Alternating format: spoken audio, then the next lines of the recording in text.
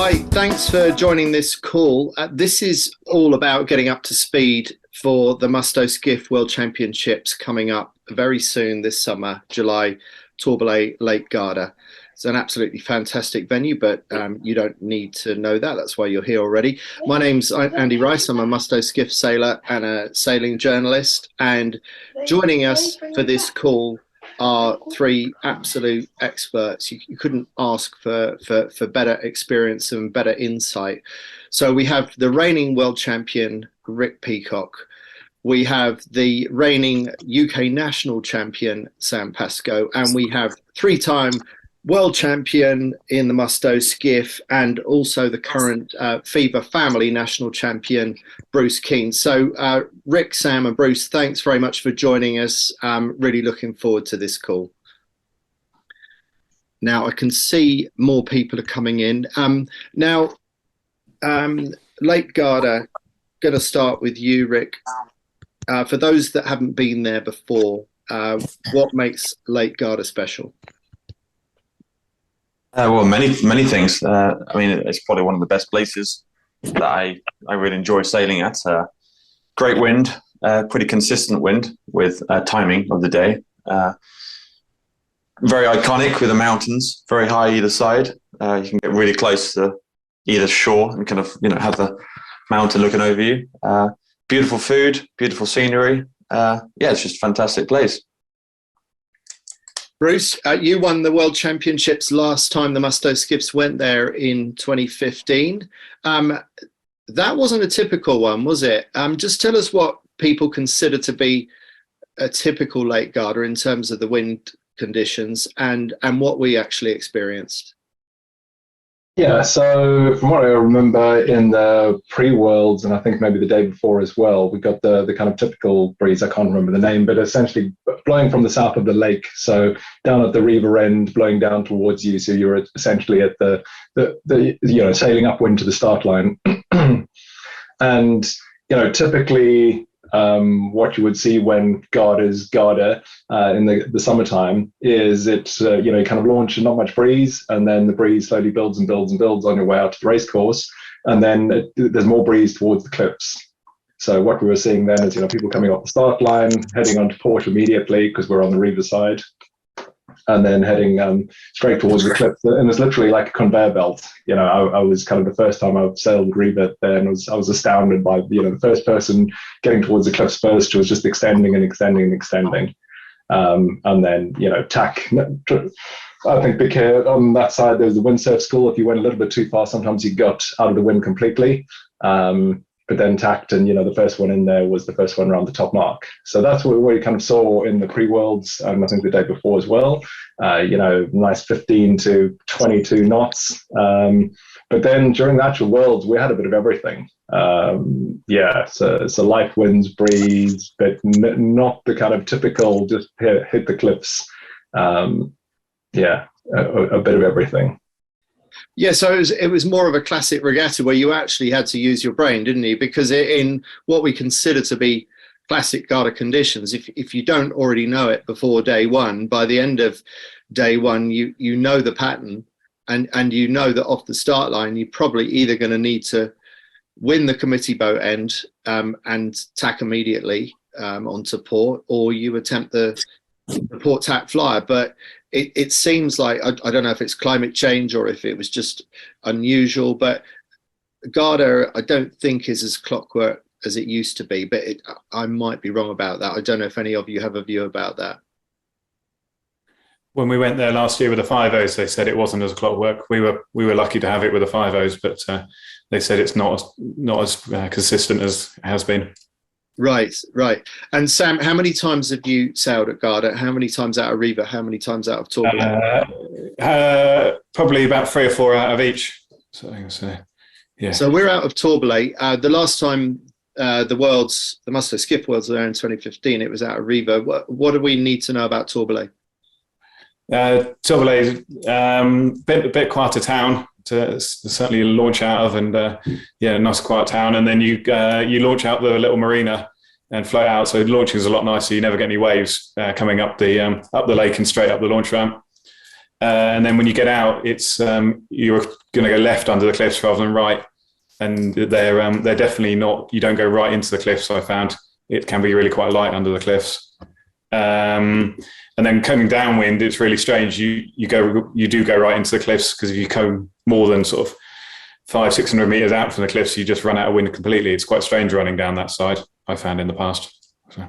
But I understand that we are doing a course share with the B14s, and we're actually going to be swapping side to side as well. So we're going to be doing half Tourmalet, half Riva. Is that right? That's what Mark Barnes has told me, so I'm going to blame him if we're wrong when we get there. But yeah, I've been told that we're going to spend half on the Riva course and half on the Tourmalet side. So. Okay.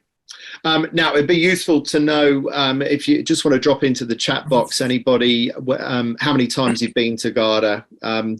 Maybe it's a few times, maybe it's none, but just let us know how many times you've been, and also what questions you want to get from our three experts on this call, because you're going to come up with some questions that I won't think of.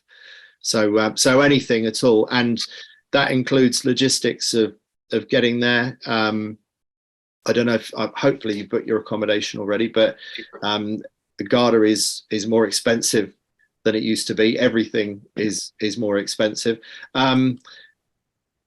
Shall we? Let's do a little bit more on the sailing, but then let's dig back a little bit further towards the logistics of getting there as well, because that might be useful. So that breeze, Bruce, that you were referring to, I think it's called the Aura. I think that's what the southerly breeze is called. So when you're in Clockwork Garda, midday is pretty much when you see the line of breeze coming down the lake, isn't it, Bruce? From my recollection. Yeah, if I remember correctly. I remember launching in kind of 3 knots of breeze and thinking this is going to take forever. Where's the breeze? And then slowly, as you start beating upwind, you just get more and more breeze. And by the time you get to start line, which at least from Riva was quite a long sail, if I remember correctly, it was kind of 40 minutes or something, I think, because it was fairly light. Yes, and the breeze when you got there. The trouble with Riva is it's pretty difficult launching there as well, and it's not the easiest of launching in Tourmalet, but I think you can launch multiple boats more easily, but it's a bit processional out of Riva. So where you put yourself in that queue is maybe the first race of the day, actually. Rick, what about clothing? Because the water can be cold. It can feel really hot on shore. Clothing choice can be a difficult call, can't it? Yeah, I mean, you can also get the exceptions where sometimes if you struggle with getting races in, if the consistent aura is not there, they sometimes can race you in the morning, which I've definitely done a couple of times. And that is kind of the northerly breeze, the opposite direction to the aura. And that can be really quite cold wind because it rushes down the mountains. And, it's very, very early in the morning, like, start time's 8 o'clock. And it's normally flat water because obviously it comes off the land, and pretty cold air. And and it's quite shifty. So that can be fun. That's something to look out for. But yeah, the classic aura, you kind of have a bit of a time in the morning where you can, spend time with family or do something else, or just eat pizzas and chill. And then you're on shore, really nice and hot, 25 degrees, 30 degrees. And then the cliff can heat up behind. And that kind of thing creates a bit of a low pressure system. And then you can see a line of wind kind of starting down the lake, and then it starts to come. And normally the race committee sends you off in no wind because it's kind of safer and easier launching. And then, as Bruce says, it's a slow sail out to that line of pressure. And then when the line of pressure comes, it's like all on normally, like 15 plus knots. So it's kind of being prepared for a bit of a longer day, just because it's warm and quiet on the shore. Don't expect that's going to be like that for the rest of the day. So yeah, water is very cold because it's very deep and takes a long time to heat up. So be prepared for, kind of thick wetsuits and, all the hydration and all the food for, decent sail, really. Yeah. Yeah. Has any of you been there when there's been lightning storms as well? Mm-hmm. Yeah, we've done a few of them, and it always goes flipping freezing. The water does the next day, doesn't it? The rain brings down the last of the snow off the hills, and you have a really cold day on the water the next day. Usually a windy one, but usually a cold one with it. So. Yeah, and that's a little bit scary, isn't it? Getting called out in one of those lightning storms. It doesn't happen very often, but it's interesting that you've experienced it as well. I've had that, and normally you get the time we were there, you have a siren, and lots of powerboats are rushing around the lake with a siren, basically telling everyone to get in, because they can get weather warnings from the local villages or local mountains, I suppose, and the wind can come down the opposite direction. So down the valleys, doesn't it? It kind of horizontally through the valleys and just drops onto the water. And then you can get all sorts, 35, 40 knots, can't you? Yeah. I was out in a laser 5000 just before an event started there in 1996. Went out in about a force 2 with my crew, Johnny Mears, and it got progressively windier on the run down there, and we looked over our shoulder and it was just pure white horses, and it picked up to 50 knots. We sought shelter on the side of the lake near Campione and had the sails down for about half an hour and wondered whether this was ever going to go away again. And we ended up rigging up this reefing system where we had that much of the mainsail hoisted and that much of the jib out of the furler, and we were twin trapezing upwind, planing upwind with that much sail area. And then about 15 minutes later, having set out, it dropped to complete zero. So it went to a complete flat calm again. So you can have some pretty crazy stuff there. Yeah. I'm not sure what practical tip there is to take away from that, but just be ready. Definitely tie your boats down at night. I don't know if you remember 2015 and uprooted that tree and the 29er went flying around. So, right, yeah. I've forgotten that. Yeah. So I don't know if we're putting people off here, but really, honestly. It's a great venue. It's really a nice thing. Now, people, come on, drop some messages into the chat box. I want to know that someone's awake. I already asked you. Oh, thank you, Guy. Guy, come into the call. Let's get you asking your question directly. Sure. Can you hear me? Yeah. And can you switch on your video as well? I don't have a webcam. Okay, far away. Yeah. Far away.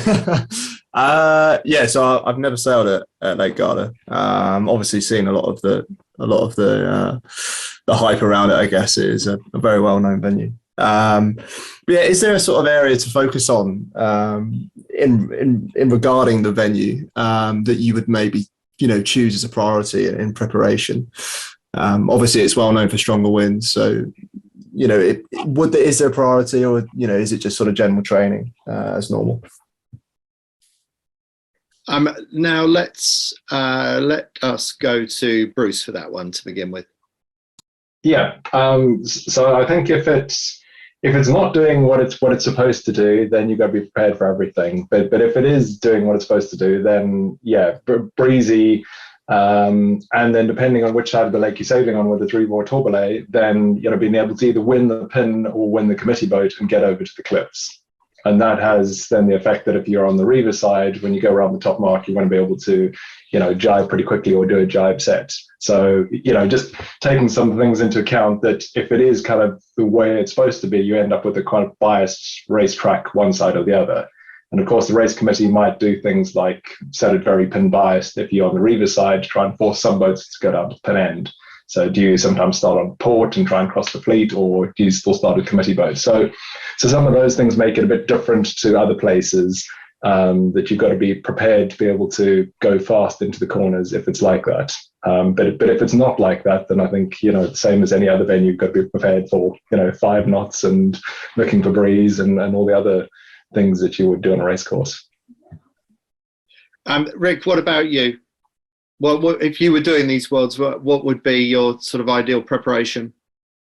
Well, very much like Bruce, really, in that sense that, if you kind of probably expect, I don't know, I think I would just do normal training, to be honest, and just try and become, have kind of try and get rid of the mistakes in the boat handlings that, pops up, trying to be racing the boat, not with my eyes shut, but, naturally, so you don't have to be head in the boat, just general handling. But yeah, I think with an emphasis of probably leeward marks in particular. I always feel that leeward marks can be an area that you can win and lose a lot in the Musto fleet, purely because I think either people drop too early and kind of go a bit cruisy, or they drop too late and give themselves a hard time. But I always feel like if you plan that early and have a good system which you kind of stick to, I think there's huge gains to be made at Leeward marks.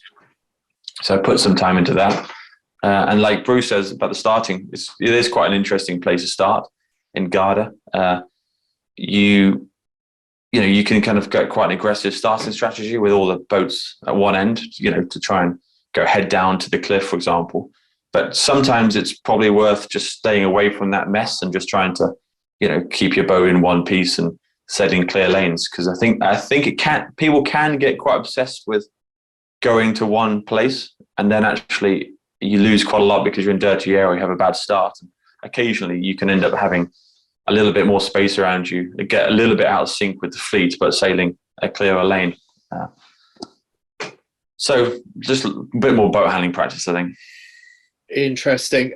What you just said actually reminds me of something that I saw Sam do very well on the weekend at Stokes Bay, and the relevance is that it was quite a one-sided course. It was on the Sunday, and everyone wanted to go left, hold their lane out at the start. And Sam, I remember in one of the starts you were a bit second row, but you plugged away at it, and somehow you managed to carve out some clear air there. Sam, do you remember the race I'm talking about? Second race, I believe, and I might have got rolled by someone. I'm going to claim he was over the line because it was very quick after the start. I got rolled, looked over my shoulder, couldn't really tack out, and I didn't want to go right at all as well, knowing that it was going to pay to go left in the end. And there was only Pete and Andy beneath me, so it was only a few boats to duck to find some clear air, and then I knew I could get left, sort of thing. So it was the lesser of two evils, should we say, and I knew that I had sort of enough speed that day to bring something out of that. So yeah, so you've got enough speed, which by definition most of us don't. So it's not necessarily the right answer for everybody. But following on from what Rick was saying about everyone wanting to be in the right place, I'm sort of interested in knowing from you, Sam. When you feel that there is one side of the course is paying, how much bad air are you prepared to eat at a venue like Garda? That's always $1 million question, isn't it? I'm not sure. I'm never any good at a pin end start. I know that much. I'll always play safe and come up a little bit. Whereas committee boat, I'm always far more willing to fight for the committee boat. And then it's just trying to work out which is going to be the lesser two evils, really, isn't it? Whether you tack out or whether you sitting behind. But when there was only two boats to duck, then I certainly knew that wasn't a bad move. So yeah. Bruce, what about you? When does bad air get too bad so that you feel like you're compelled to tack out, even though you're going the wrong way? Try and avoid it as much as possible because you do lose out so much. But on the weekend, I think it was Guy who kept rolling us off the start line, so he rolled me in the first two. It's just trying to keep some sort of clear air there, but knowing that you're going to be slow either way. So it's got to be pretty biased to one side to carry on plodding away in dirty air. So I was doing it on the weekend, but I wouldn't normally unless I had a very good reason to be doing that. Just because before you know it, you've lost 6 boat lengths and you never gain that back again. Yeah. And I suppose also a lot of this comes down to what's your tack loss, what's your maneuver loss as well, and that varies an awful lot between us as well. Guy holding his hand up to possibly being over the line in that second race. Oh dear. So there you go, Sam. Still didn't work out too badly. I don't think there's too much sympathy coming for you from this call, Sam. Now, good question from Brennan, but I'm going to come back to that because I just want to stick with the race course stuff for a moment. So, Dave, do you want to come in and ask your question about when it goes light? Yeah, sure. Can you hear me? Yeah, far away. Yeah, so I've been to Garda 3 times, I think, and I think I've had slightly different conditions every time, but always a great time. When it does start to go light, is your view that you still want to charge towards the cliffs, or do you think it starts to change? Yeah, who do you want to put that to? Tried Let's Bruce because yeah, I I think was it gonna happened say with the Bruce. Worlds that we were at last Yeah. time round. There was a race where it went light and the fleet kind of split. And I think they canned the race, but I don't before we really got to work out what the answer was. Yeah, I mean, I definitely gained massively in a couple of races by hitting the middle where other people were hitting hard left. And yeah, I don't think it's as cut and dried as that. It's like any other race course. You've just got to look around you and see what the breeze is doing and kind of try and make an educated decision. I mean, I think it was the very last race where they ended up with a massive puff coming down the cliff suddenly, and some people going from 50th to 3rd or something like that. But yeah, it's not kind of cut and dried like it is when it's kind of blowing in the standard direction, and then you can see it gaining all the time. So I think sometimes it paid and sometimes it didn't. Yeah. Rick, you were 4th in those Worlds. What's your recollection, and what would you say to Dave's question about when it goes light? I can't remember the 2015 Worlds when it went light, to be honest, but I've been there a few other times. I suppose you got to think about, I don't know, why it's going light in the first place, like, meaning, can you see it that it's going light, if so, maybe you look for the breeze and send the breeze, but maybe there's a change in the weather system, like that aura completely changes and a thunder cloud comes down or leaves or rain comes. I don't know. You just got to look and see what you get. I think it's very easy to just get one-sided and kind of only tunnel vision. I think occasionally you got to actually just press pause and just say, "Is this typical Garda? If not, then it's a normal racetrack, and it could be anywhere in the world." But like Bruce said, I do remember other times when I was there in the 49er that you'd have lines of breeze down the middle of the lake on the cliffs. It would go light, So I think you could see that though sometimes. So it's sometimes it is quite clear. But the other point I think Sam mentioned about going into the bays.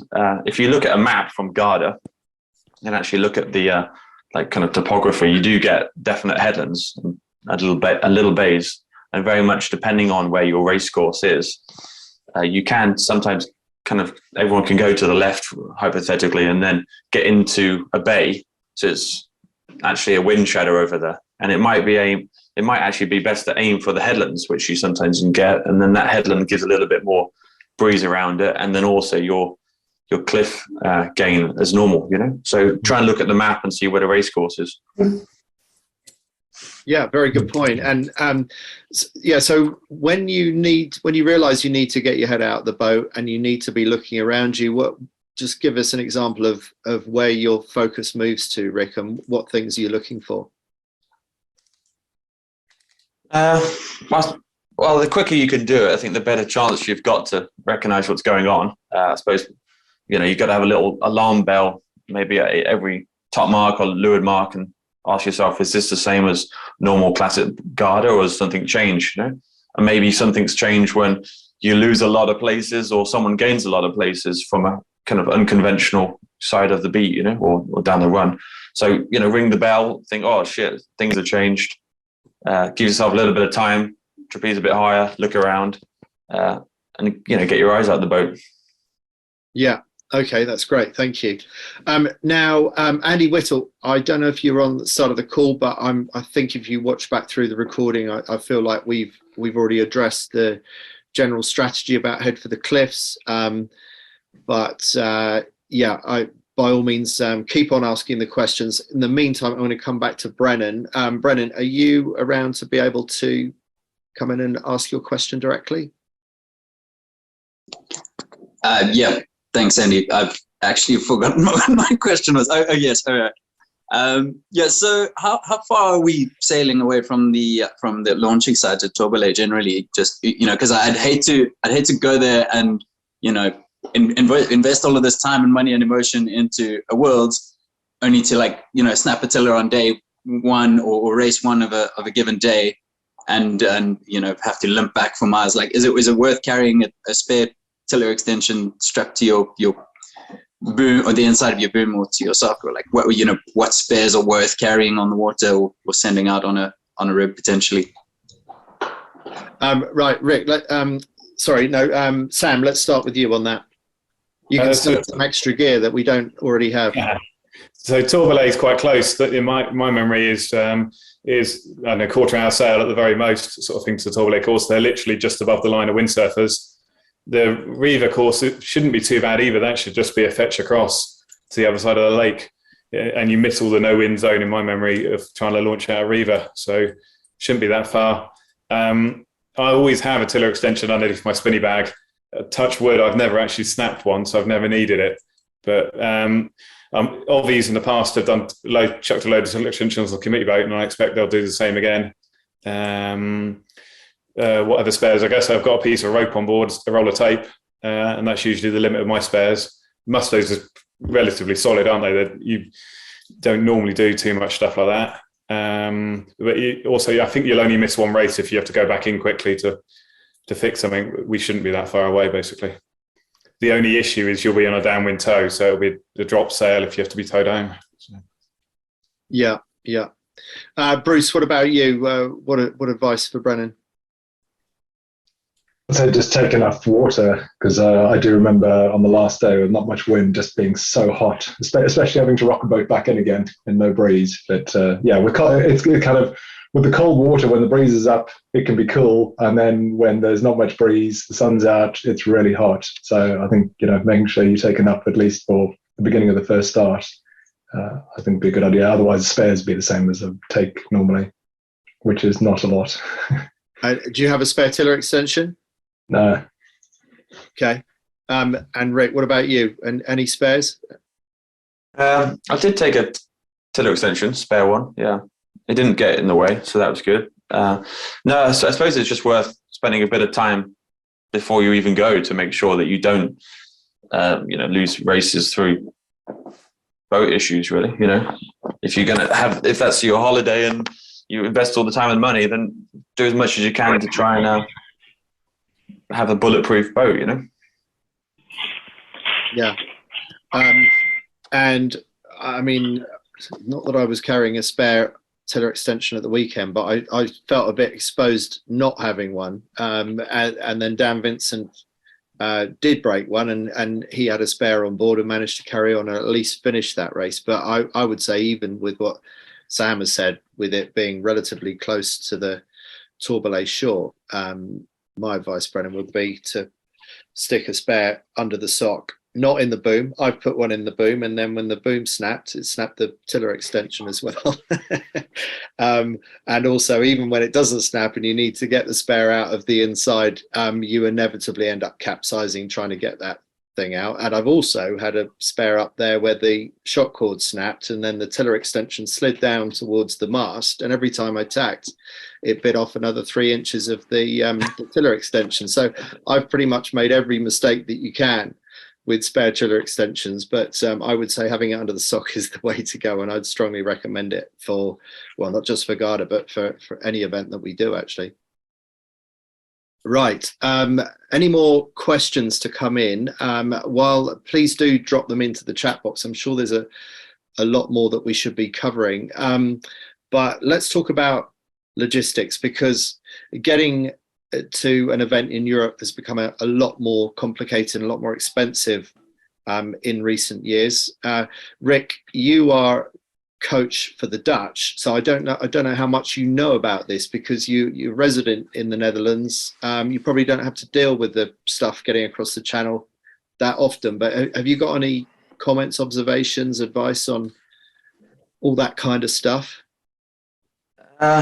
It's probably best to speak to Sam in that sense, because I haven't done that journey much since Brexit. But what I would say is that from some of the British sailors and the British coaches, it never is as bad as people make out. I think there's a lot of fear, a lot of chat amongst people that it's chaos and there's a load of forms and all sorts. But the experience for the people I've talked to is it's relatively simple. Okay, that's encouraging. Sam? Sam.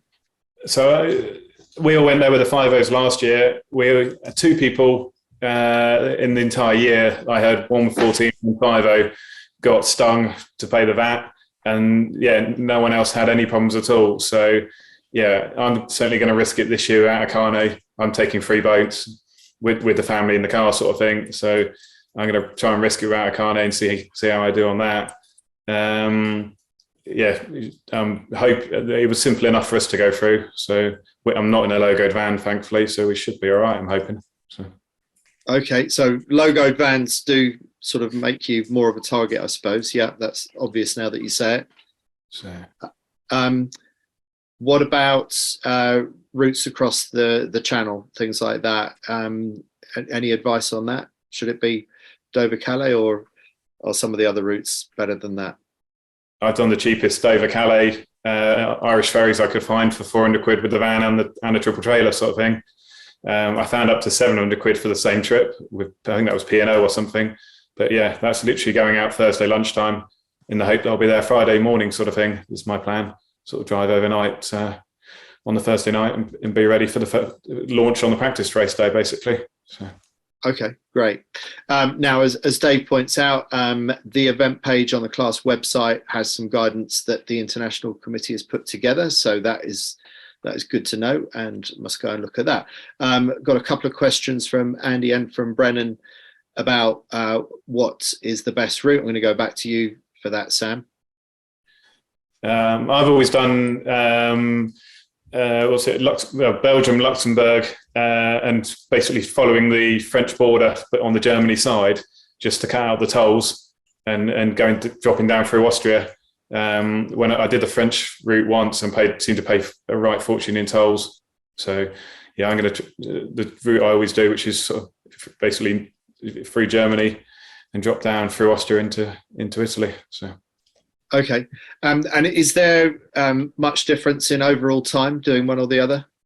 Doesn't seem to. The only slight issue we had last time was the fact that you're meant to do 50 with a German MOT trailer, effectively. They're MOTs, which means you can go from 50 to 85 if you've got an MOT basically on your trailer. But we decided that the speeding fine that we got was worth it not to do the whole of Germany at 50 instead of 85. So. Well, you did actually get a speeding fine, did you? We got a speeding fine on the way back. Yeah. Okay. And did you slow down after getting the speeding fine? No. Nope. No. So that's retrospect. It works forwards. Once you've done the fine, you're allowed to continue to speed. That's good to know. Excellent. Rick, any follow up on logistics? No, I suppose it's just being very in terms of routes, rather. No, I don't know much about routes. No. But being boring, I'm not sure what the health insurance situation is for Brits coming to Europe. Is there any issues there? I don't know. Travel insurance? There used to be an EHIC, which is now, that was the European Health Insurance something. That card that you carry, but there's a replacement for that, isn't there? I can't remember what it's called. It's a something else hic. Don't know. Is that something that people need to do, or is that just nothing's changed because of Brexit? I don't know. Something has changed. The EHIC cards that we have or had, they worked up until their expiry date, and then I think there is some kind of replacement. So.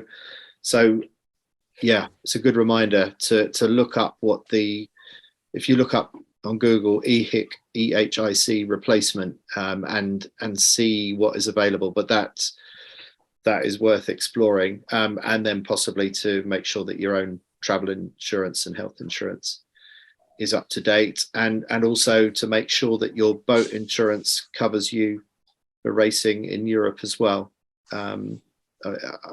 I'm sure Noble Marine, for example, it would do, but if you're with one of the others, you probably need to check that. Bruce, what about you? How did you get there for 2015 Worlds? Did you drive, or just on the travel insurance? Just check that it covers you for racing if you take our travel insurance, because I've normally got some kind of special sports travel insurance in the past, because often they exclude that, sailing's included or yachting or something, but not for racing. Okay. So if you get hit by a bowsprit or something and end up in hospital, it might just be worthwhile. I flew the last 2 times I went, so that's the easy option. Highly recommended. Yeah. So yeah, that's unfortunately, Jobby wasn't able to provide his service for us. I think he was busy elsewhere this time. So yeah, that's a nice cushy route to go. Now we've still got time if we want to dig into any other questions. I'm trying to think what the does anyone remember in Tourmalet what the favourite eateries or watering holes are? I can't remember what the bar's called, but you go into the middle of the town, and there's, as far as I can work out, one outside bar where everyone seems to collect there. So yeah, and any of the places are good for pizza and wine, aren't they? And beer. You struggle to find a bad one around there, really. Yeah. So that's all pretty straightforward, isn't it? And then there is a lay day as well. And Sam, you've got family there, so what plans and thoughts do you have for lay day and any time off? Yeah. Haven't really got that far. My two are too young enough that they'll just quite happily play on the beach and in the water for the day, I reckon. So yeah, or perhaps we'll catch a ferry up the lake. I've never actually managed to catch a ferry up the lake. So would you like to ask your wife Shell that? would like. Perhaps I should ask her. She'll plan what we're doing. The time we went with the Musto Skiffs last time, I went mountain biking with a bunch of guys from the fleet, which was epic and really worth doing. It kind of knackers you out for the day off. It's not really a lay day, but it's definitely worth doing. And that was from the Riva side, and we went up a route. That's really quite impressive to do. Yeah, great view from the top as well. There's lots of options for hiring mountain bikes and various other ways of torturing yourself, aren't there? Yeah. Brennan, tell us about Lago di Tenno. I've not heard of that. Come in and tell us about that. Yeah, it's just a short little drive up the hills. It's a isolated little lake, but with blue water like you've never seen before. And you can just go camp out there for the day, around, have a swim, laze in the sun. It's just a very very beautiful, very relaxed place to spend some free time. Excellent. All right, very good tips. Thank you very much for that. Now, Andy Whittle, I know you wanted to know about the hitting the cliffs. As I said, I think we've answered that. But do you or does anybody else have any other questions about getting around the racetrack? Any other things that you want to know about? I've got a quick one, which is just the you've got this great rule of thumb for going upwind, but does the same apply going downwind? Do you hit the cliffs down the downwinds as well? Good question. Yeah, let's ask you about that, Bruce, first. Yeah, as I said, I think it was only the pre-worlds who had that, and yeah, it seemed to. I mean, definitely when I sailed in Malchesney, you definitely went right inshore all the time. But I haven't been on the Tourmalet side. Yeah, so it sounds like we're going to be doing both sides anyway, so we're going to have to be adaptable and understand how both sides of the lake work, which is absolutely fantastic. Sam, I think the jibe set is quite a key skill, isn't it, for the Riva side of the course? Yeah, it's definitely jibe set, 110% there, and then it's the gamble of how far you go into the cliffs. Because certainly with the 5.0s, you didn't touch the cliff, so it was before you got to the ley line. So it's how far you went, and then you seem to get lifted as you came out, or maybe got a bit lighter as well. So it's how far you go before you jibe, and how much you want to come back on tiptoes, sort of thing.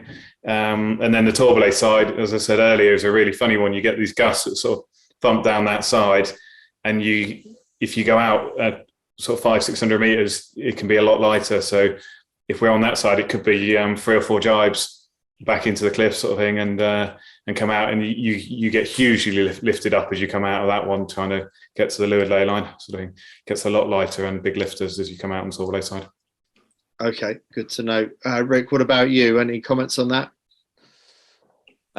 Yeah, when Sam talks about Tourmalet, it all seems to come back a bit more. But I remember it being puffy on that side. I think I did an event there in a RS200, and we did lots of small little jibes to stay close into the shore. Yeah, but ley lines is, I think, all Musto Skiff sailing in particular, but especially in Garda, if you're going to have coming in from one side, I think ley lines are super important, and it's worth putting quite a bit of energy and time and practice into calling a good ley line, makes everything a lot easier at the bottom.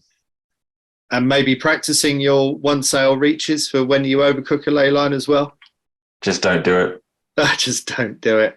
Oh, this is the problem with having experts. They don't live in the real world, up in the clouds. But anyway, yeah, just don't do it. There you are, the opposite of Nike. Rick Peacock's advice for life.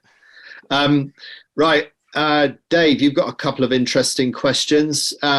Let's boat setup. Let's ask the man who never changed anything for the last 10 years, Bruce Keen. What changes to boat setup for Lake Garda? Nothing. same as everywhere. But yeah, I mean, I wouldn't, typically I wouldn't want to be light for Garda if it's going to be the kind of normal breeze.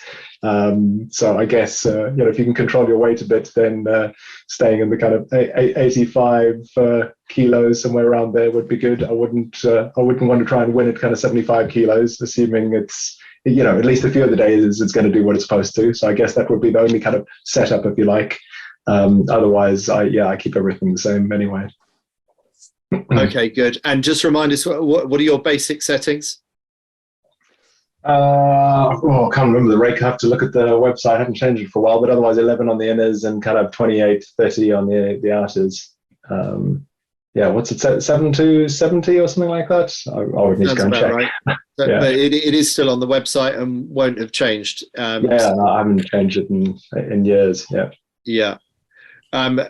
Okay, Rick, what about you?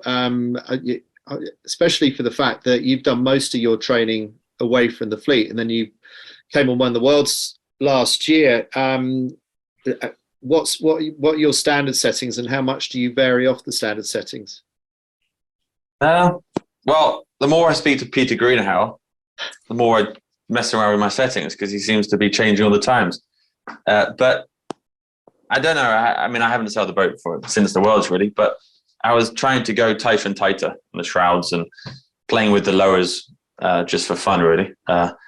I think that you can go too much lowers on when it's too light and it becomes too deep. I think having something like 11 on the lowers and the light stuff is probably sensible, but I'd probably go up to 15, 16 on the lowers when you're max powered up, and maybe if you get a lot of wind, let them off again. But you could also just leave them on one setup and focus on all the other details. I think the kicker and the Cunningham is so important in the Musto that really, if you know what the effect is of the kicker and Cunningham, you can make your sail probably the way you want it to be, just by being really, really precise on that, And I think Garda is quite a good one in regards to moding, because you can imagine sometimes you might be not pinching, but sailing high, holding a lane to the cliff. And in that sense, you would need to, have a little setup that you could hold that lane. And then maybe you're overstood a little bit on the ley line coming out of the cliff. And then you want to get the hammer down. So being able to, to get your weight back, a bit more Cunningham and change modes is going to be pretty important, I think. Yeah. Okay. That's good. Sam, what about you? What are your standard settings? Will you be varying them for Garda? No, I've always used to run 7180 as the rake, and last year went up to 7240, which is still pretty rake, just because I was struggling in the light. But I definitely I'll be hopefully 7180 in the breeze. That definitely seems nicer for me in the breeze. And I'm pretty similar on the lowers. I'll start 11 in the light. A day like Sunday, I'll be up to 14. And then when it gets windy, back down to 11 sort of thing. So, I kind of joined the class, started on Bruce's settings and had a bit of a play with Dave Hyvey, because he had even more rake than me sort of thing when I joined. So, and he could sail circles around me. So that was an interesting one to come from. Well, it sailed circles around you upwind, right? But it was pretty slow downwind. He sat too far back and didn't really pay attention to the kite. So he wasn't the best judge downwind, unfortunately, in terms of that. So, he was always a good step further back than me downwind, so just sunk the transom. So however hard I tried to get him to move forward. And the lighter you are, does that mean the earlier that you should consider going to a higher rake, sort of a more raked mast like you started out with? We've been trying with Sam Barker, because he's between 6 and 10 kilos lighter than me, and that's who I tune against, sort of thing. But unfortunately, there doesn't seem to be any substitute for the weight at the moment. He's trying everything basically, and it still seems to be about the same pace difference. So. Oh right, okay. Doesn't make that much difference. Okay, yeah. I'm gonna come back to camping in a moment. Brennan, just come in and ask your question about training solo.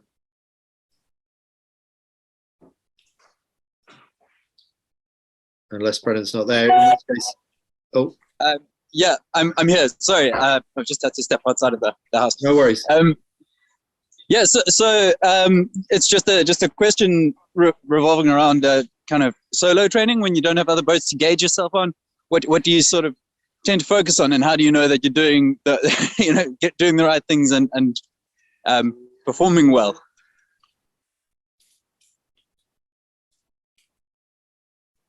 For you, Rick.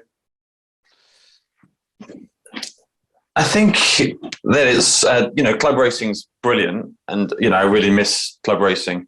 That you for example on the south coast of the UK or wherever you are in the UK, I think that's amazing, and I do miss that. But I suppose it's also nice to kind of go out and put some time in some tacks and jibes and actually the manoeuvres, because you could probably go and do a few club races and only do a handful of tacks or jibes. So if you're going to go out on your own, it's probably quite useful to have a bit of a plan and, say, let's go and do 20 tacks in a row or 20 jibes in a row, and or go and pick a mark and practice your leeward mark roundings. I think it's quite useful that, if you had half an hour practicing leeward marks, you'd get a hell of a lot better, I think, if you had the focus on it.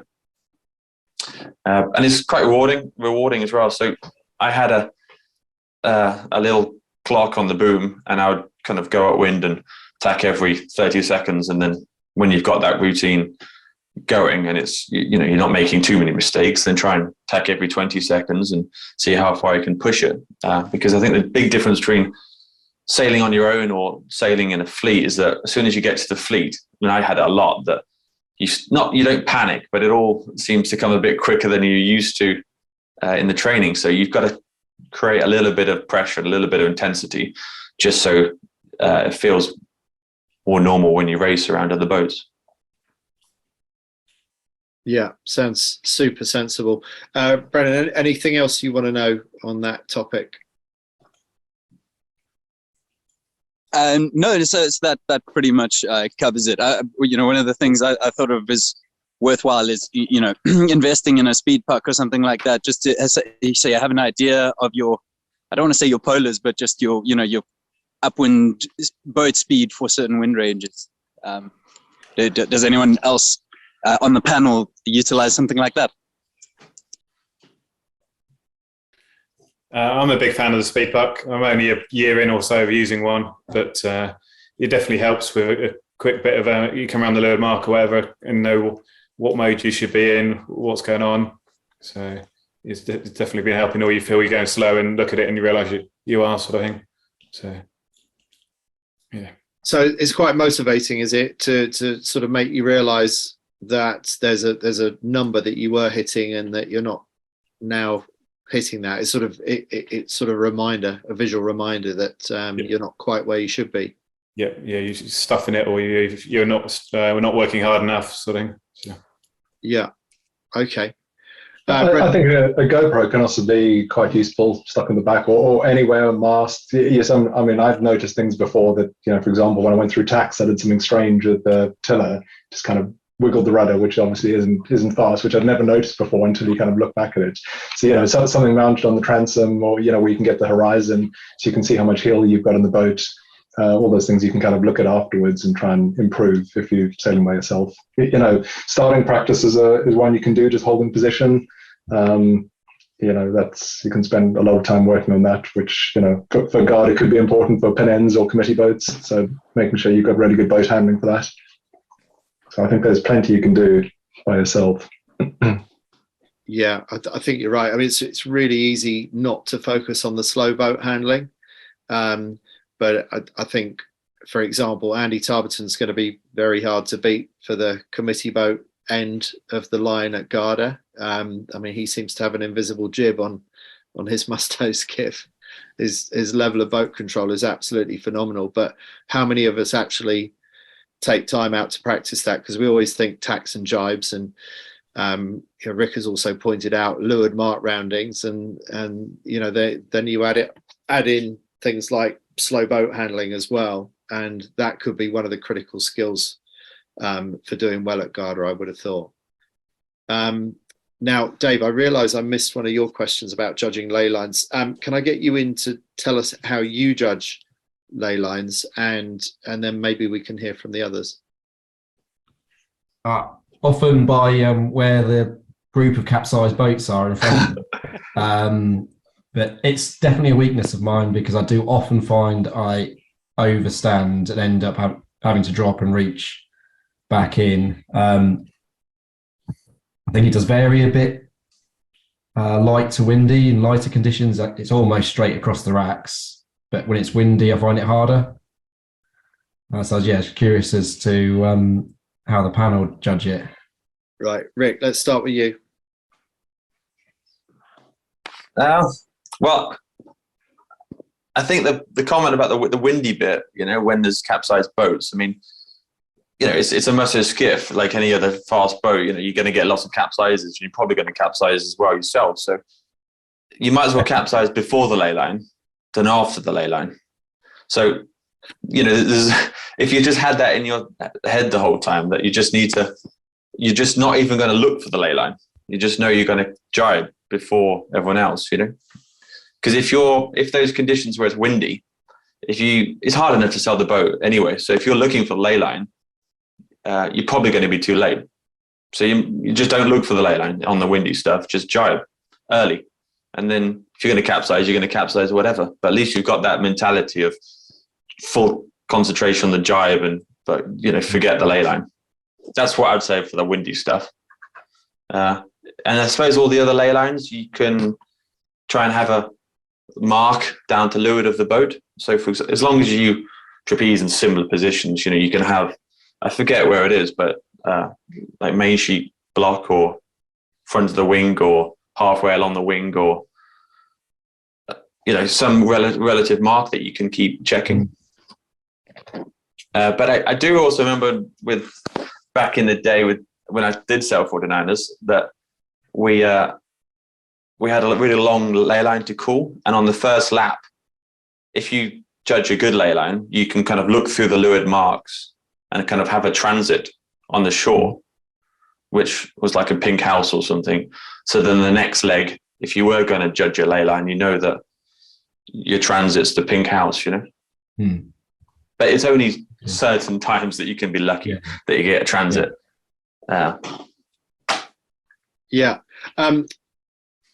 Bruce, what about you? You've sailed this boat a long time. Have you got some rules of thumb for Dave? The leech of the main, essentially. When the mark pops out behind the leech, then you're on the ley line. And if it's kind of 20 knots and you starting to soak a bit, then jibe a little bit earlier than that. And obviously you've got to kind of take into account tide, Garda, I think like Sam was saying earlier about, the more breeze, and then you come out of the cliff and then you get less breeze and then you're having to hot it up a bit. That can be a bit more challenging. But yeah, just trying to judge, okay, I thought I was jibing on the ley line that time, but I ended up, 20 boat lengths off. So maybe next time I go a bit further. Just trying to, remember what worked last time or didn't, and trying to do it from there. But I think there's practice definitely helps, and you just get a lot better at with ley lines, especially with tide and things as well, just judging how it's going to impact you. But yeah, leech is the easiest, and it works pretty well in light stuff, and probably up to about 20 knots. So after that, then I think you need to jibe earlier. And the reason why that works is because your position along the racks changes, right? So the leech is a pretty consistent measure, because the windier it is, the further back you are along the boat. Yeah. I've never really thought about it too much. It was one of those things that kind of was told in the first couple of months of sailing, and it works really well. Yeah. Well, that's an absolutely great one. I'd never thought of it myself, so that's an absolute gem. And Sam, what about you? I'm very much the same as Bruce. It's leech of the main. I know that when I'm in the foot loop bouncing downhill. The one from the weekend for me was in line with the main sheet blocks. I was pretty much sat on the wing in the same place all weekend, or all of Sunday. So yeah, picking your point is the same as Rick with the transit downhill. And I think it's such a big part in the Musto. I'll always try and line up 2 or 3 things before the start. So you just try and jive for the committee vote or jive for a random mark just to try and work out what it is before the start. I've certainly messed up enough races by missing ley lines. So yeah, haven't we all? Now we're running out of time. Nat, let's get you in for your question about camping. Let's see if we can get you in. Otherwise, I'll ask it for you.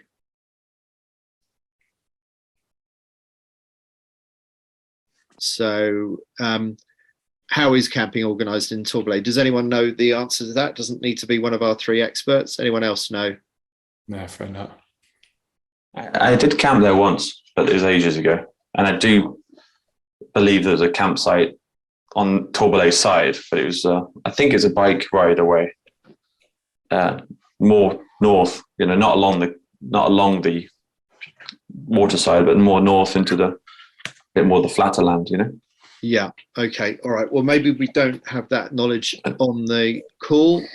So sorry about that. Might know that. I think there are 2 actually. There's one that does camper vans and one that I think does tents as well. They're on the Reaver side of Torbay, I believe. So yeah, I think there are some that are reasonably close. Okay. All right. Thank you for that, Dave. Now, let's make this our last question. This is Guy going off topic from Garda, but that's absolutely fine. So, Guy, come in and ask your question. Yeah, thanks, Andy. Yeah, I do. I tend to feel like I get a lot of weather helm on my rudder, even though I feel like the boat's flat, or I'm, intentionally really trying to make sure it's flat to try and reduce the load and sort of, steer almost or play the sails to the rudder loads, which I think for me is found, I've gone quicker as soon as I get it to be quite light. But it's made me hesitant to rake the mast back as much as I probably should with my weight. Are there any tips regarding sort of rudder loads? Has any of you guys sort of found that with the Musto? I can help with this. So the way it's packed in the stock, if you buy the kit from Ovi, plug in Ovi's, obviously it comes with the furry stuff and then 2 layers of plastic. Well, sorry, 1 layer of plastic. So you want to tip the tip of the rudder underneath the boat more. So you take the plastic, double up the plastic, which way would it be? At the front at the top, and then remove all the furry stuff from the front at the bottom. So you're really trying to tuck it under the boat as much as possible. So, and even to the point when I go out in the water, I'll then push the top of the rudder back into the stock as hard as possible to try and kick it out. This boat I've got at the moment doesn't seem too bad, but I think it was 605 I had was really heavy on the steering. So, and that made quite a big difference to it got that sort of light feeling a lot quicker. So it makes any sense. It used in 605 I only got it very occasionally before I packed it, and then the minute I packed it nicely, you could immediately tell when it was in the sweet spot. Okay, so it's actually sort of the angle of the rudder going down into the water then, which could be an issue. Okay, that's comforting. Cheers, Sam. Okay, very good info. Anyone else want to add anything on that before we call it a day? I would just say check that you really are flat. It might seem that you're flat, but GoPro or something will tell you for sure. Yeah, and Cunningham as well, I'd say. I mean, I'm not sure how much wind it happens in because, a little bit of weather helm in the right conditions might be how the fastest VMG, but in a bit of breeze, I think you want a little bit of a light rudder, like we were saying. But I think if you get the right amount of Cunningham on as well, it can release some of that pressure and, flatten the sail, open the top and bring the draft forward. That can make a big difference. And Guy, I don't know if you've played with board up as well, but if you're in depowering mode at all, pulling board up is, I find very effective. Even when you're heavy, it's effective, but especially when you're light, I think board up. Bruce, you've not tended to be a fan of board up, I don't think, but I go more board up these days than I ever used to. I never go particularly high, but I go in even lighter breeze than before. So even on Saturday in one of the races, I would board up already. So what was that, 12 knots or something? Yeah. So Guy, probably 10 knots and above, you should have board up. Cool. Thanks, guys. Yeah. All right. Well, a lot of really useful information in there. Thanks for coming on the call today, Rick and Bruce. Sorry that we won't be seeing you at the Worlds this year, but Sam will be seeing you at the Worlds. Really look forward to that. Thanks for all the great questions. Yeah, if you just tell people that the recording of this will be available if they didn't manage to get on the call. Anyway, that's it for the time being from me, Andy Rice, and everyone else on the call. Have a great time at Garda and see you there. All right, over and out.